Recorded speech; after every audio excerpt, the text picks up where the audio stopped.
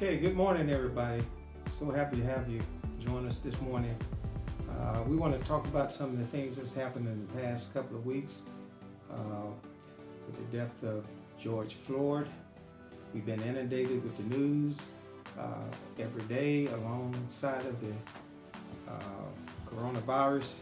But today I want to focus in on this topic of racism, and we want to talk about that. We want to deal with it because it's something that's on everybody's mind at this time. But I want you to hear my perspective. Everybody got their own thoughts on it, so I want to share some thoughts in regards to racism. And my subject this morning is why racism is stupid. Why racism is stupid. It has to be, because we see this been going on for many, many years. The death of George Floyd is not unique to the black community, because we've been dealing with this for 400 years, ever since the first slaves were brought to America back in 1619. So you say 1620, you add that up, you're looking at 400 years of dealing with prejudice, dealing with racism. And it's some simple solutions to this problem. We say that it's complex and that we still have to deal with it, but there's some biblical solutions to this. And I want you to hear this morning, that we can do some things. We can just not just talk about it, we can actually do something about it.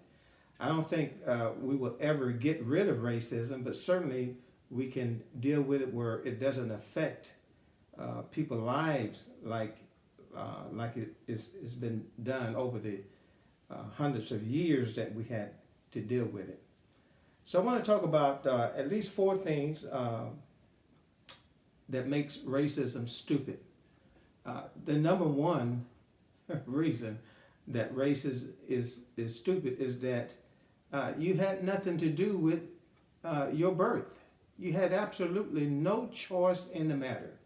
Nobody got to choose to say, hey, when I'm born, I'm going to be this color, I'm going to look like this, and I'm going to live in this part of the country. You had no choice in it. When I think about America, we say America is a Christian nation. I disagree with that. I say America is a nation that has Christians in it, but it is certainly not a Christian nation, not with the things that we see happening, and it's been happening for years after years after years, many, many years. It's been going on with no change. We see one unarmed black person killed, one after the other. And I want to just thank God for the person that invented the cell phone. Now, I don't know who was that, Steve Jobs or whoever it was that invented this, to where now we can use this tool as a device that could capture all the mistreatment and all the disheartening things that police is doing to unarmed black persons. I mean, you look at it, you think about it, is that it's been going on, but we didn't have video evidence on it.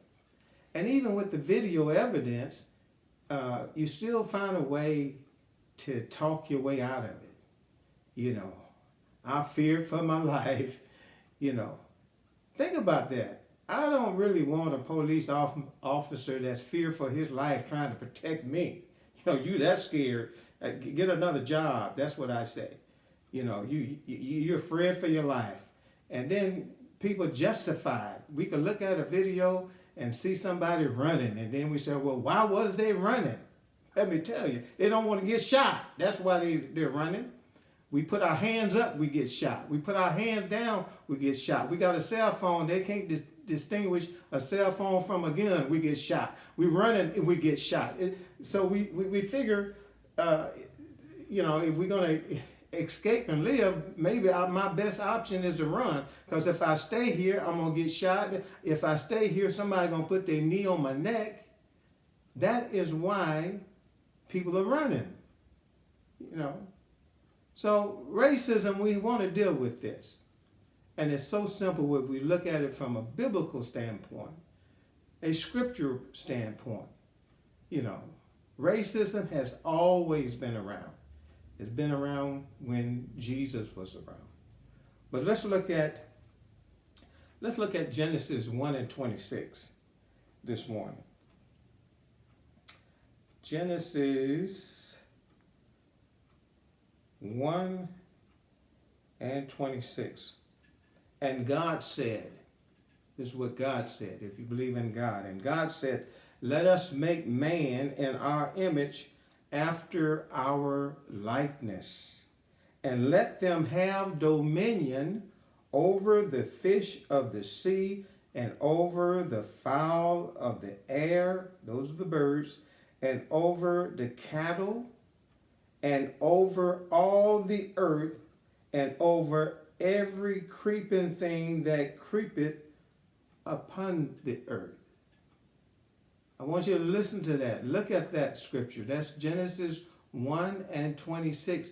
When God made us, he made one man, that was Adam, you know that, and he made one woman from the man. He took the rib, you know the story, he took the rib from the man and he made the woman. The woman was already in the man, so he made the man, then he made the woman, and that was it. That was the end of it. You know, and then he tells them to go and multiply and replenish the earth. But notice what he did. He gave man dominion. He gave him dominion over the fish of the sea, and over the fowls of the air, and over the cattle, and over all the earth, and over every creeping thing that creepeth on the earth. He did not give man dominion over man. He gave man the ability to be over everything else, but not over another human. It was never God's plan for man to make another man his slave. It's not God's will. It's not God's way. God says, I want you to have dominion, but over the fish of the sea, the birds of the air, the cattle on the land, and every creeping insect and everything else, I give you the power and the ability to be over that, over these things, but not over another human. See, we have redefined things and made things and try to twist things and make it our way, but God has his way. If you do it God's way, then you'll be okay. God never intended for a man to dominate another man, make another man a slave, you know, and have him grow his crops. And, you know, black people, they have worked ever since they brought us to this country against our will, and then enslaved us, and then turn around and have an attitude and a mentality to say you ought to like the way we treat you. No, that's not right.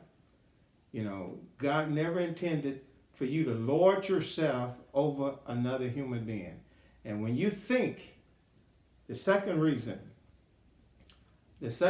why, number one reason racism is stupid is that you think that you are better than someone else because of your complexion. You know, you think you're better because you have the money, the wealth, and the power over someone else. You know, there's a lot of racism, a lot of prejudice in this world, and grant you this, that there are some black people that could be prejudiced, but racism is a whole different issue. Prejudice is in everybody. You know, you have preferences, you know. As long as you're not harming someone else or damaging someone else, then you could have some differences. But when you start putting your knee on just black people's neck, there's a problem with that. Ask yourself this question. When was the last time When was the last time you seen 4 police officers shoot, strangle, kill an unarmed white person? When was the last time? Just think about that. The last time you seen 5 black officers kill an unarmed white person. I know you're thinking, if that ever happened, they're going to jail immediately. They're going to prison immediately. But when you see unarmed black persons, one after the other, and it doesn't matter if you're a man or woman. If it's a man or a woman and you're black, you're going to get total different treatment than if you were white. And that's sad after all these years. And somebody has to say this. That is very, very sad. And we want to call ourselves a great nation. I mean, we do some things that's just totally outlandish and try to fix it. We want to control everybody else. I mean, you think about the stuff that America does that is, the eyes is closed to it. I mean, you're doing stuff that nobody else is doing to us. We want to control every other nation, every other people on the planet. We want to control them. We want to be over them. We want to be in charge of them. We want to go halfway around the world. Now get this. We want to go halfway around the world, on the other side of the world, and tell somebody what kind of weapons they can and they cannot have. Kim Jong-un. Oh, you can't have a nuclear weapon. Why not? Well, you ask an American, why you don't want to let them have a nuclear weapon? And the first reply would be, well, we don't want them to blow up somebody. Now, we got some nerve. That's some nerve for us to tell somebody they can't have a nuclear weapon, and we can't tell folks right here in America they can't have assault weapons. That's nerve. We can have we want our weapons, we want our drugs, but we don't want anybody else to have those weapons, nuclear weapons. See, we need to stop being so hypocritical. We're hypocrites. Hypocrites. Telling everybody else, oh, you can't have that weapon. And then our kids are getting shot up left and right. Every so often, schools are getting shot up. And we can't fix that problem because of politics. Can't fix it. That is so sad. That is so sad that we can do things that's so hypocritical, and we can't take care of our own home. We can't take care of America. We can't take care of our own problems. We need to do something about this racism. Now, if I had my way, I could fix some of this stuff. I heard Donald Trump say something about the medical. This was when he first coming into office. Some of you will be shocked by me saying this. But when I see something right, I can say it's right. When I see something wrong, I can say, oh, that's totally wrong. That's who I am. And I try to measure everything by the scriptures, by what God would do, what Jesus would do. But with this medical thing, don't want to give everybody health care. That is sad. That is pitiful. Because there are other countries that are not, quote, the great countries, but they have medical health care for everybody. In America, we want it to be where people that got money can have, and those that don't have money, they can't afford it. But we need to fix that problem. Medicines and drugs, medications and stuff like that should be available for everybody. Certainly we pay enough taxes for that. But here's what Trump said. Trump said when he got in office, he said, I could fix this medical bills and people paying high price in medicine. He said what we should do. I heard him say this one time. One time I heard him say that, And that was it. He never said it again. It never was brought up again. But he said this, I heard this with my own ears. He said, I would buy the medicine company. I would buy the company, and then I would mass produce all the medicine. I said, boy, that's brilliant. That is brilliant.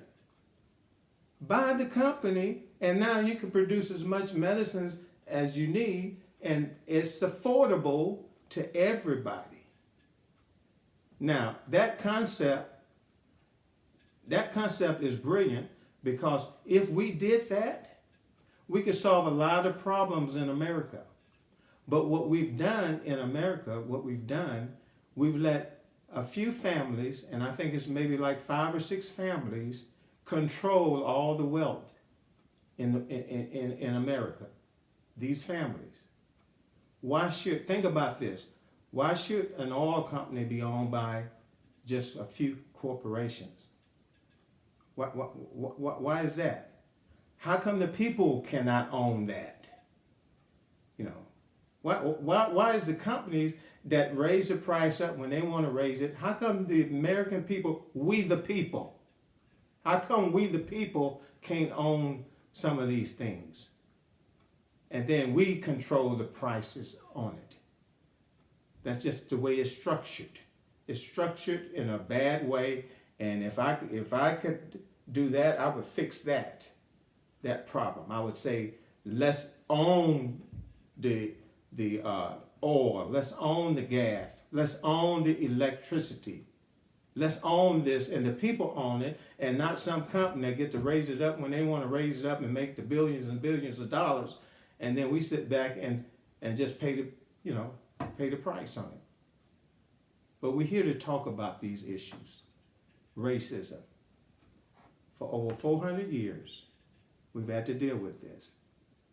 And the one way to fix this problem is that people that see this stuff going on, they can act. If you don't want to be a racist, there's ways to find out if you are a racist or not. That's some things to look inside your heart and determine if you are racist. If you're with a group of white people, if you're a group of white people, and somebody in the neighborhood, a house catch on fire, and if your friends say, whose house caught on fire? And you have to determine who it was, and you have to ask yourself, was they black or white? Then you're racist. I was with a group of guys one time, and one guy said, you know what? I had to jump in the river to save a guy today because he was drowning. And the other guy was there listening. There was a group of guys standing around listening, and the guy that was standing there listening, he says, well, was he black or white? You're racist. I mean, if you have to ask questions like that, it's an indication what's up in your heart. That's not right. Because if somebody's drowning, it don't matter if they're black or white. They don't want to drown. Somebody has to jump in the river to save them. And so if that's all you can think about, if they're black or white, then you got some issues. You got some real problems. But we need to ask ourselves this. When we see racism, one simple way of finding out if you're a racist or not is to do this one thing. Black people do it all the time. I'm sure they do. Is to say, change everybody's color. If you change everybody's color in this situation, it'll determine if they're racist or not. Just change the colors. You don't see 5 black officers shooting an unarmed white person. You don't see that. And it also tells me that black people, in a sense, the way they treat black people are superior. They're superior. You know why they're superior when they're being apprehended? It takes them 5, 10, 15, 20 bullets to kill us. See? When you got to shoot Breonna, Breonna Taylor shot 8 times. It takes 8 bullets to kill a woman. Sometimes more. Stephon Clark in Sacramento, 8 bullets to kill him. And there's many, many others they've shot 10, 15, 20, 30, 40 times, 40 bullets to kill a black person. Oh, they put us high on this pedestal there, you see. You know, one bullet don't kill a black man. It takes a whole bunch of bullets to kill a black person. If you could look at that and say that black officers shoot white people 15, 20, 30 times, you could distinguish that's racism there. It's all over it there. So what am I saying? I'm saying that we need to get this together, and we need to get together quickly. You know, if you have to know that that God has a better way. All right, let's look at this. Racism, number one, you had no choice in your birth. That's one reason to say racism is stupid. Number two, you think your color makes you superior. That's stupid. They said beauty is only skin deep. You know, we put a lot of effort into our bodies to make them look a certain way, you know, and it's ironic that you look at white people and a lot of them try to emulate or imitate black people's hair. They try to do their hair. Black people sometimes try to make their hair straight and whatever. Many of them now are going back to natural. They just say, I just want to be me. I'm tired of this. I just want to be me. And that's okay. You know, but these things are real, and it is real every day. Here's a third reason why racism is stupid, because racism, you're not born that way. It's a choice. You got to choose whether you're going to be a racist person or not. You're not born racist. You get a bunch of kids together, Chinese, Asian, white, Latino, whatever. You put them all together, these kids, they're raised up, they treat each other with respect because they don't know, who's superior over the other. They don't know that. These are kids, you know. God made us all from two people, the whole human race. And that's what we should be calling ourselves, is not black, not white, not Latino, not brown, not yellow, but we should be calling ourselves not racist, but we should be calling ourselves of the human race. I am of the human race. But society put labels on everybody. They put labels on us.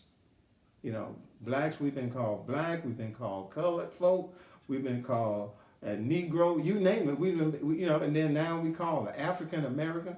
They always put labels on everybody that is not white. They put labels on us. They put adjectives, if you want to call it that. You know, African American. Why not just American? Asian American. Why can't they just be called Americans? But we have to label them some kind of way. That's society doing that. That's not God doing that. That's man doing that. Let me give you the third. Well, the third reason racism is a choice, and you got to choose that. Was not born that way. Somebody told you that, these people are inferior to you. These people are not as smart as you. These people are monkeys. These people are this, that, or the other. But we are all of the same blood. The same blood. Okay, watch this. The fourth reason why racism is stupid is because you think your blood is better than everybody else's blood. And I want you to look at Acts 17 and 26. Acts 17 and 26. It says, and hath made of one blood all nations of men for to dwell on all the face of the earth. Notice that, one blood. and hath made, God has made of one blood all nations of men for to dwell on the earth. God did that. And that determined the times before appointed and the bonds of their inhabitation. I'm going to read this from the GW version. This is God Word version. This version says, from one man, I'm going to say it again, from one man he hath made every nation of humanity to live all over the earth. He hath given them the seasons of the year and the boundaries within which to live. God did that. He made us all of one flesh. So why should I look at you and treat you different than I would treat anyone else? See, if we learn that one commandment from Jesus that says, love your neighbor as yourself, and this one, do unto others as you would have them do unto you, oh, there would be peace in the valley. You hear me? There will be peace in the valley if we treat everybody the same. But that's not the case. That is not the case. You look throughout history, you see one group of people oppressed, and there's a reckoning coming that you cannot oppress a people and keep on oppressing them and don't think there's some repercussions behind it. And I've heard people say, well, when the riots, when they start marching and protesting, why do they have to burn up the city? That's a good question. I'm glad you asked that question. I got an answer for you. They burn it up because of frustration. Like, I can't do nothing else. I'm talking, you ain't listening. I'm marching, peaceful protesting, and you're not listening. So perhaps this will get your attention if I start burning the city down. And, get into your pocket, get into your money. Burning up stuff, maybe I'll get your attention because you're not listening anyway. Now, I'm not trying to justify the burning up, but that is the frustration. Just think like this, somebody come up to you and slap you in your face. And then you turn the other side and they slap you again. And then a thing you could do about it. Nothing you could do about it. Just think about that. And a thing you could do about it. The law supports it. Oh, I was scared. I was scared they were going to hurt me, so I slapped them. Ain't nothing you can do about it. And it happens to you over and over and over and over again. Sooner or later, you're going to launch out with that anger. It ain't going to be, I'm so sorry, and I just give you another chance. No, it don't work like that. It doesn't work like that. Somebody said that before you can understand me, you have to walk in my shoes. And that's what I would say to everybody before you rush to judge. You say that's one of those cliches we hear when everybody watching the same video, and then one group of people, they can see it, oh, that's just blatantly outlandish what they're doing, and that's racism all over it. And then somebody say, oh, don't rush to judgment. That's baloney. Don't rush to judgment. That's just a wiggle clause to get out of facing up to the facts. And ain't nobody on this planet that can look at what happened to George Floyd and say it was his fault. All the people that have died by the hands of white officers, and then their department supports it over and over and over again. So, oh, he feared for his life. With no gun, the person didn't have a gun, but he feared for his life. My God, I don't need that kind of person trying to protect me, police me. You see, the laws discriminate. And I'm going to close with this because we take these laws and we twist them to our benefit. Here's what we do. Here's a biblical scripture for you. And you all know this one, but you probably didn't look at it this way, but I want you to see this.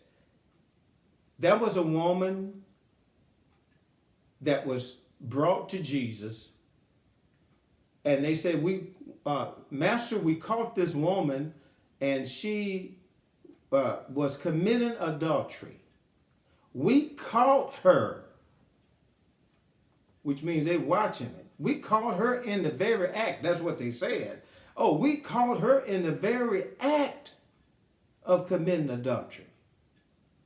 And they brought her to Jesus to administer punishment according to the law. I want you to follow this. We got laws in America, same laws for everybody, but they're not administered fairly.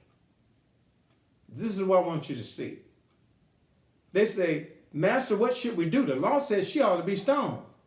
The first thought come to my mind, if you caught her, how come you couldn't catch the man? You said you caught her in the very act. Why didn't you get a hold of the man? He could run fast. Why did you get him and didn't get the woman? That's messed up right there. But then you're going to enforce the law on this poor woman and let the man go free. Both of them did the same crime. One go free, one is punished. And that's what we do here in America. We got the law that's supposed to be for everybody, but it's not. It's discriminatory because you perpetrate the law on who you want to give the law to. That's why I'm conscious of the fact of what kind of law I want to see on the books. When they came up with the seatbelt law, I'm not going to vote for no seatbelt law. Who's going to get that ticket? You're going to pull over a white woman or a white guy, and then it said, oh, I'm just going to give you a warning, but ma'am, just please buckle up your seat. A sister ain't going to get that. Yeah, you're going to get a ticket. You see, we get caught with crime, with drugs, and it's different. Years ago, I saw this and heard this with my own ears. I was in court and I saw a black guy that went up before the judge, and the judge said, "You've been found guilty of possession of a controlled substance, and I'm sentencing you to 5 years in prison." And the black guy said, "Your Honor, $30 worth of marijuana? Next." A white person get caught with $30 worth of marijuana. Oh my gosh, my daughter, my son got caught with $30 worth of marijuana. Your Honor, oh, okay, man, we're going to see if we can get them some treatment going. Give them treatment, give the other person the same amount of drugs, you give them time. And we call that right? Nothing right with that. This kind of stuff we see over and over and over and over again. I've seen injustices. I've seen what prejudice is. I've seen what racism is. I know it exists. It existed in Jesus' time.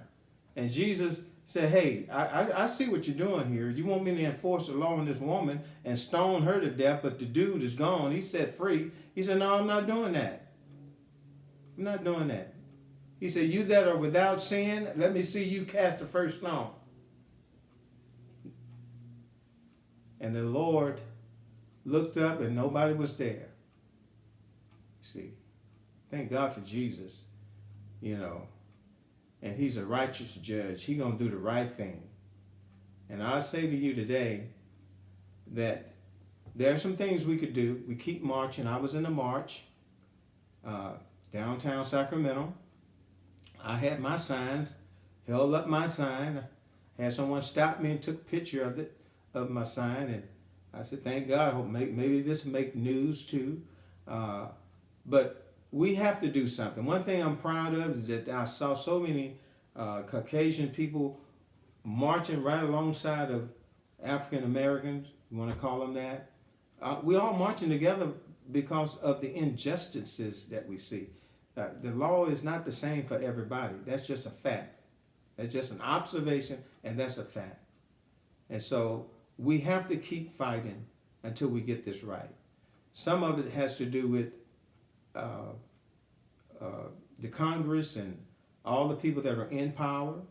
If you look at them, what Trump has done, Trump says, I want to make America great again. And when you look at his cabinet and look at all the folks he hired, Yeah, I see how you making it great again. You don't have no African Americans, no Latinos, no other folks up there, but people that looks like him, and he's in office. He's in office, and uh, it's those people that it's going to take some time before they die out, because don't look like they're going to get voted out. But when they die out, I don't know how many years that'll take, maybe another 15, 20, 30 years, that they all die out and another generation is able to move up, then maybe we'll see some change. But I think that we need to replace all the people that oppose these chokeholds and lethal force. You're using lethal force every time you can. It needs to be changed. And I pray that you listen to my heart today and use this information. Use it to look inside your heart. If you always have to say, "Oh, what color was they? Who house burned down? And who was it?" You need to just see people as people. You know, you can't change your eyesight and make everybody look the same, but you could treat them the same, and that's all Jesus want us to do. We're different. He made us all different, but we all came from one blood. When you really think about it, we all came from one blood, and we are one nation of people, one people, the human race people. And we need to listen to all the stuff that has brainwashed people. You know, we've been calling the White House ever since the slave built it. It's called the White House. Why? Only white folk want it. They only want white people in there. Why can't we just call it the People's House? Just call it the People's House, and start rethinking how we look at things, because it's harming the people. And there's a day coming for judgment. There's a day of judgment coming, and we have to give an account of the things that we've done in this life. I want to pray for you now. Father, we thank you for this people that listen, watching, hearing this word. I pray that this word is falling on some good ground, and that it's going to produce a harvest in our lives, that we can have a harvest of change, a heart of love, compassion, that we can see everybody and not be so quick to judge them, but to give compassion, empathy, and love for them, Lord. I pray, oh God, that your prayer be answered. The last prayer you prayed was, Father, that they may be one. I pray that prayer be answered one day, that we be one. God bless you, and we'll be looking to see you the next time. Have a great day. God bless you. I love you.